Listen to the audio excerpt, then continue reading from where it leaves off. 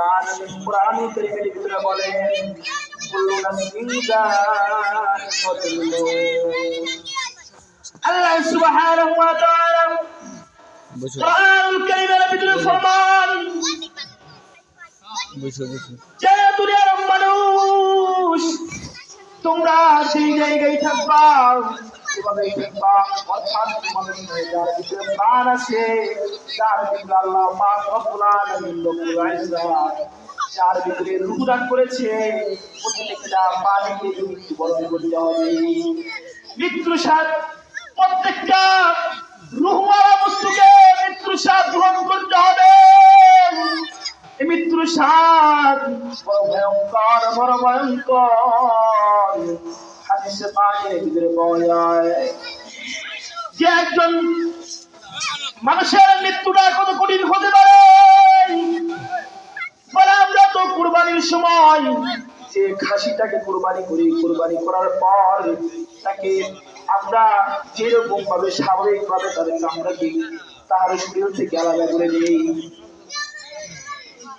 কিন্তু বলে একজন মৃত্যুবরণ করে নেওয়ালা যার মৃত্যুর স্বাদ গ্রহণ করার সময় হয়ে যাবে, যদি নাফরমান হয়ে যায়, নাফরমান হয়ে যায়, আল্লাহ বিরু না হয়, তাহলে ওই ব্যক্তির মৃত্যু এতটা কঠিন হবে, এতটা কঠিন।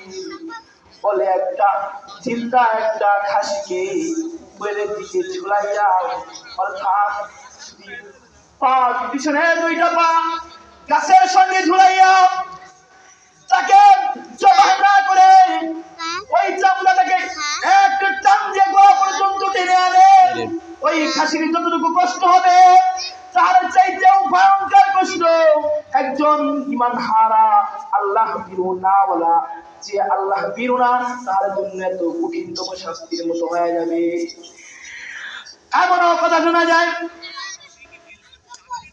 যে ব্যক্তি মৃত্যুবরণ করবে, যে আল্লাহ বিরু না হবে, আল্লাহকে ভয় না করবে, আল্লাহর গোলামি না করবে, ও আমার যুবক ভাই, পর্দার অন্তরে মা ও বোন, ও আমার বৃদ্ধ বাবাজিরা, কষ্ট হবে, এত কষ্ট হবে। ওই মৃত্যুবরণ করে নেওয়ালা তার পিপাসা, এমন পিপাসা লাগবে, এমনও শোনা যায় কিতাবের ভিতরে পাওয়া যায় যে আমার সমুদ্রের পানি যদি তাকে পান করানো হয়, তারপরেও তার তৃষ্ণা মিটবে না, তার পিপাসা মিটবে না।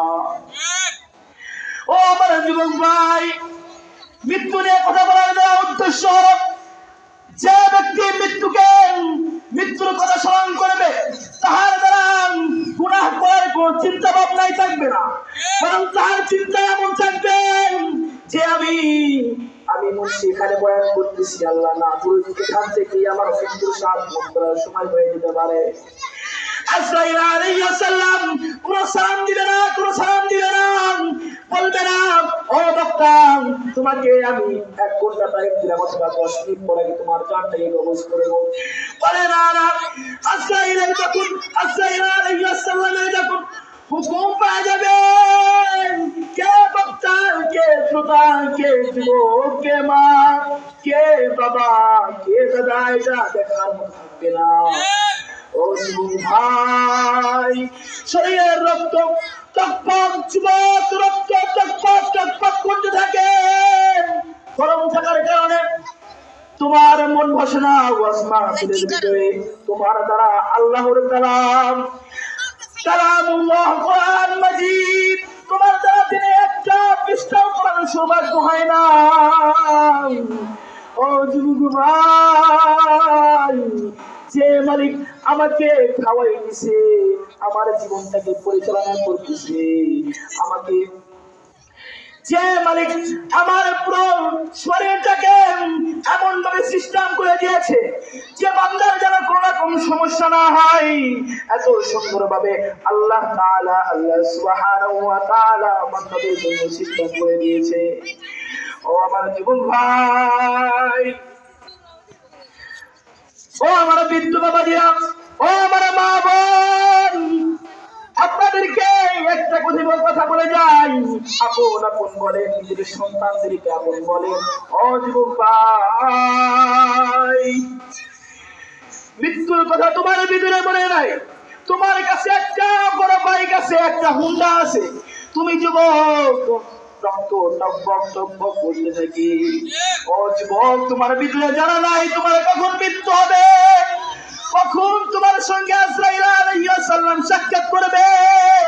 মৃত্যুর কথা স্মরণ করে যাওয়ার কারণ হলো, মৃত্যুকে স্মরণ করবা তো আল্লাহ বিরোধী, আল্লাহ গোলাম ছাড়া অন্য কিছু তোমার দ্বারা সম্ভব হবে না।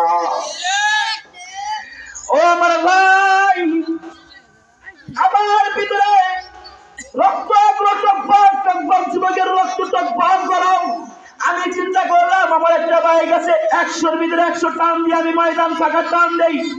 ও যুবক, কিছুদিন আগের ঘটনা, আপনাদের কাশিয়াটার সন্তান ভাগিনা এবং ভাগ্নিকে নিয়ে তাকে স্কুলে পৌঁছে দেওয়ার জন্য যেতেছিল। আল্লাহর বান্দা জানতো না আমার সঙ্গে আজরাইল সাক্ষাৎ করবে। আগের দিন ফেসবুকের ভিতরে নিজের ছবিটাকে পোস্ট করে দেয়, ওই ছবিটাকে আগামীকাল নিজের পোস্ট করতে হয় না, তাহার মৃত্যুর এলান বাজিয়ে যায়। মৃত্যুর এলান বাজার পর বন্ধু বান্ধব গ্রামবাসী সবাই মিলে তার ছবিটাকে পোস্ট করে বলে, ইন্না লিল্লাহি ওয়া ইন্না ইলাইহি রাজিউন। মৃত্যুর কথা তুমি স্মরণ থাকতো জীবন। ওই আল্লাহর বান্দা, এই শীত যত রকমের শীত থাকুক না কেন, তার মনটা চাইতো, যদি তার মন বলতো না না আমার দ্বারা এগুলো সম্ভব না, এই কষ্ট করে ওযু করে নামাজ পড়া সম্ভব না, কিন্তু আল্লাহর ভয়ে, আল্লাহ সুবহানাহু ওয়া তাআলার ভয়ে মৃত্যুর ভয়ে তার মনটা চিন্তা করতো, চারের সময় যদি আমার মৃত্যু এসে যায়, আর যদি কবরের ভিতরে মুনকার নাকির যদি আমাকে জিজ্ঞাসা করে তুমি ফজরের নামাজ আদায় করেছো নি, তাহলে আমার দ্বারা ফজরের নামাজ আদায় করার কোনো আশঙ্কাই নাই ছিল, কখনোই ছিল না। যদি আমি চিন্তা করি আমার মৃত্যু এখন হতে পারে, তাহলে অবশ্যই আমার মৃত্যু থাকবে, আমি নামাজ আদায় করে নিই, তাহলে মহান মালিকের দরবারে কেমন করে জবাবদিহিতা করি। আমি আমার মালিকের খানা খাইতেছি, মালিকের বাসায় কাজ করতেছি, মালিকের খানা খাওয়ার পর ঠিক মতো মালিকের কাজ করলাম না, মালিক আমাকে গালি দেওয়া এটাই স্বাভাবিক, ঠিক কিনা? যাই হোক আমার যুবক ভাই, তখন মনের ভিতরে ভয় থাকে, আমার মালিক, আমার যে যার বাড়িতে আমি কাজ করি, যার কর্মী, ওই ব্যক্তি আমি এক বেলার 1 প্লেট ভাত খাইছি তথা তার কাজ করতে হবে, যদি কাজ না করি সে আমাকে গালি দিতে পারে, গায়ে হাত তুলতে পারে। কিন্তু আমার যুবক ভাই কি করলেন, নামাজ কালাম, নামাজের ভিতরে নিজের মনটাই জোটে না। চিন্তা করো যুবক ভাই, মৃত্যুবরণ করার সঙ্গে সঙ্গে মাইকের ভিতরে এলান হয়ে যাবে। শুধু তাই নয়, কেউ কেউ আপনাকে গোসল দেওয়ার জন্য তৈয়ার হয়ে যাবে, আপনার বন্ধু বান্ধব, আপনার ভাই বেড়াদার সবাই মিলে পাশ কাটাতে জন্য যাবে। তোমার কি করলা, তুমি কি করলা, নিজের জীবনটাকে কি করলা, নাচ গানের ভিতরে তোমার প্রেমিকার পিছনে ব্যয় করে দিলাম, ওই বাইকের পিছনে ব্যয় করে দিলাম, বাবা মার অবাধ্য হইলা, শেষ পর্যন্ত তোমার পরিণতি এমন হইতে পারে যে তুমি মৃত্যুবরণ করলা, আল্লাহ তাআলার সঙ্গে, আল্লাহর কাছে তোমার জবাবদিহিতা করার মতো কোনো রকমের কায়দা থাকবে না। আল্লাহর কাছে জবাব দিবেন এইরকম সিস্টেম থাকবে না। বরং আপনি তো এখন মারা গেলেন, আমি যদি এশার নামাজ না পড়ি তাহলে আল্লাহর দরবারে কেমন করে জবাব দেব?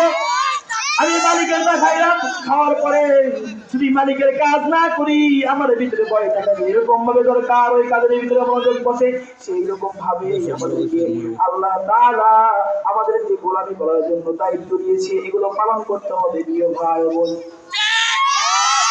বিশেষ করে ও আমার যুবক ভাই, ও আমার বৃদ্ধ বাবা দিয়ারে, ও আমার যুবক ভাই, পর্দার অন্তরে মা বোন, আমি ভাবছি আমার মৃত্যু এখন হবে না। আমার দাদা মৃত্যুবরণ করেন নাই, আমার দাদা মরবে, বাবা মরবে, তারপরে নাকি আমার সিরিয়াল আসবে। বলে না না, যুবক জায়গা দেখো, একটা চমৎকার যুবক সুন্দর সাজবেন, চুলটাকে স্টাইল করে কেটে যখন রাস্তা দিয়ে যেতে যায়, হঠাৎ করে একটা টাকের সঙ্গে বাড়ি খায়া তার মাথাগুলো মগজগুলো টকবক করে গাড়ির সঙ্গে বাড়ি লাগার সাথে সাথে মাথা পেড়ে চুল বিচ্ছিন্ন হয়ে যায়। ও যুবক ভাই, এই জন্য মৃত্যুর কথা স্মরণ করতে হবে, অধিক সময় মৃত্যুকে স্মরণ করতে হবে। মৃত্যুর কথা স্মরণ হলে নামাজ কালাম পড়তে হবে। নামাজ সহ যতগুলো আল্লাহ তাআলার গোলাম হিসাবে যা কিছু করা দরকার তাই করতে হবে। ও যুবক ভাই, যা মনে করি দুনিয়ায় সব আমার সবয়সী ভাই, আমি মনে করছি আমার বাবা আমার মা আমার জন্য সব, তাই সব কিছু করবে। বলে না না, বাবা মনে করছে ছেলে পেলে আমার জন্য সব, তাই সব কিছু করবে, আমাকে খাওয়াবে। বলে না না,